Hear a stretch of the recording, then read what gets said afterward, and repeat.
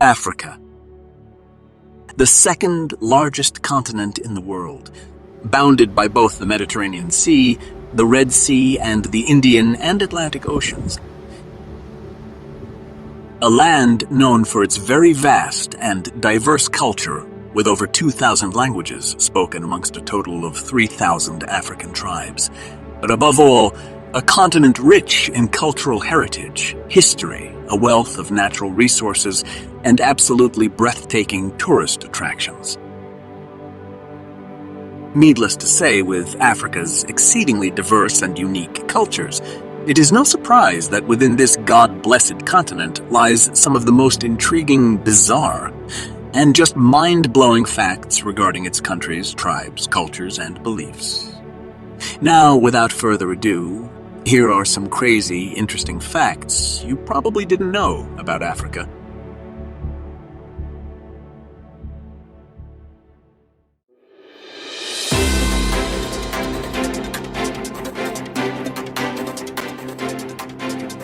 Our journey starts in the beautiful country of Zimbabwe. Apparently, and this according to a report made by the United Nations back in 2006, the life expectancy in Zimbabwe is the lowest in the whole world, with the average for men being 37 years, while for women 34.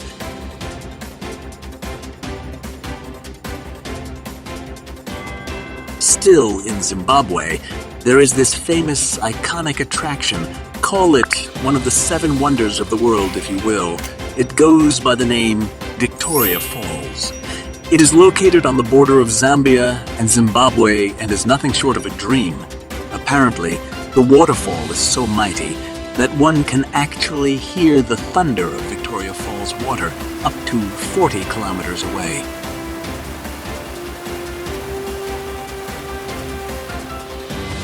Next, we head to Egypt, Africa's #1 leading country when it comes to economy. However, even with all its success and development, there are still these minor assurances that have to be undertaken to ensure continuous stability in the economy. For example, did you know that anyone living in Egypt with a social media following of more than 5,000 is immediately subjected to a 24-hour surveillance by the government? Of course, this law has been put in place in order to stop the spreading of fake news. But let's face it, the government is always going to be watching us regardless.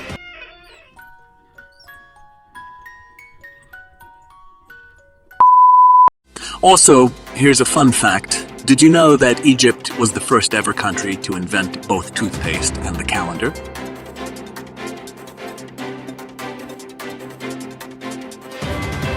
Next, we head to Morocco.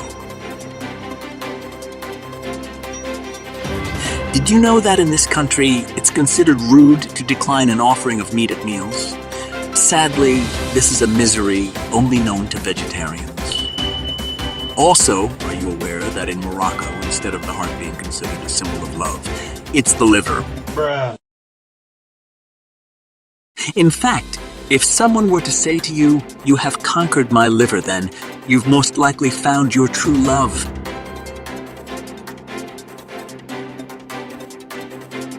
Next, we travel to South Africa, where the Western Cape is not only home to the longest wine route in the world, but there's an actual bar built into a 6,000-year-old baobab tree located right there in the heart of South Africa. That's right. You can visit the tree to enjoy a drink all year long. So hey, not too late to add South Africa to your vacation list.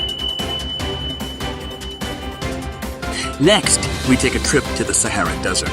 Now, despite this desert being one of the hottest places on Earth, there have been many accounts of snowfall in the area, with the most recent being just last January of this year.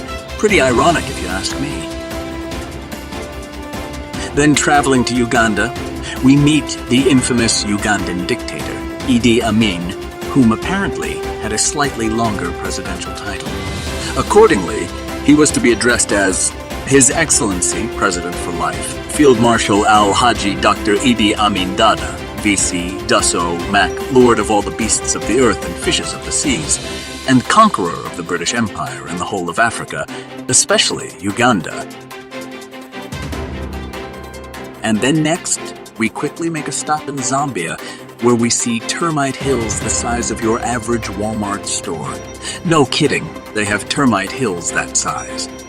Also, fun fact, in Zambia, children are often given rather strange names in the form of obscure words or phrases such as porridge, river, she has arrived, he has arrived, he has arrived, university, and so much more like that.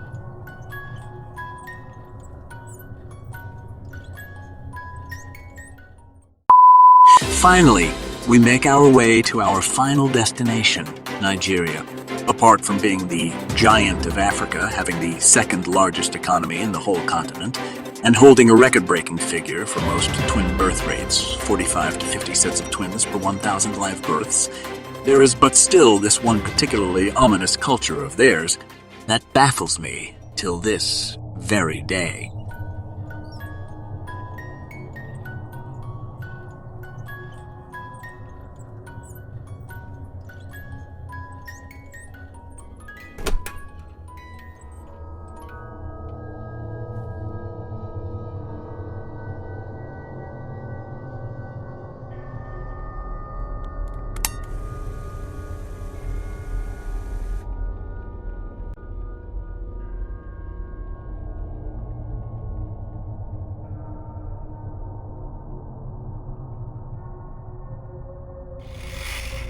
Did you know that in some tribes in Nigeria, it is tradition for a widow to drink the bath water used to wash her deceased husband's corpse after death? Atrocious, isn't it? And rightfully so too. A bizarre act truly reminiscent of Nigeria's old days of killing twins, apparently, is made to ensure that no foul had been aroused surrounding the death of the deceased. According to sources from 2010 to 2012, including various localities and communities in Nigeria still continue to conduct this ritual, including states like the southeast of Nigeria, Edo State, Delta State, some eastern states of Nigeria, the Igbo ethnic group and the Yoruba ethnic group have all been mentioned as states and tribes frequent of this bizarre custom. According to an academic journal study on grieving traditions in the region, a widow goes through this procedure to demonstrate that she was not to blame for her husband's passing. In the southeast of Nigeria, it is thought that if a widow contributed to her husband's death, some really horrible things will happen to her after partaking in this rite. In a telephone discussion with the research group, a Nigerian researcher located in Toronto who has previously studied widowhood customs in Edo State stated that if the wife of the deceased happens to have had a poor relationship with her husband's family, particularly if her husband is the oldest son and his descendants stand to inherit the family's possessions upon his death, then the family may suspect her of killing her own husband. A member would then raise these questions with the village chief priest and put pressure on the widow to take part in a ceremony to demonstrate her innocence. The historian claimed that a widow's refusal to take a bath in her dead husband's water would of course be seen as an admission that she killed him. Both the historian and the researcher stated that the widow's ability to be protected by her own family, brothers and other male relatives, will determine the implications of refusing to take part in the rite. However, her life would be in risk if she lacked this defense. Sadly, a widow in this situation would typically have to leave her village with her kids in order to rescue herself.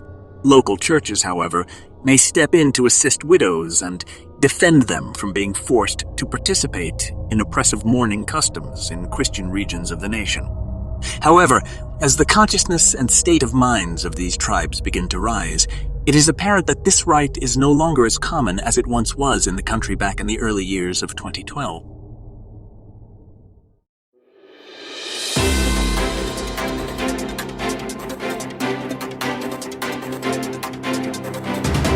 Well then, I hope you've enjoyed these few crazy facts and cultures from all around Africa.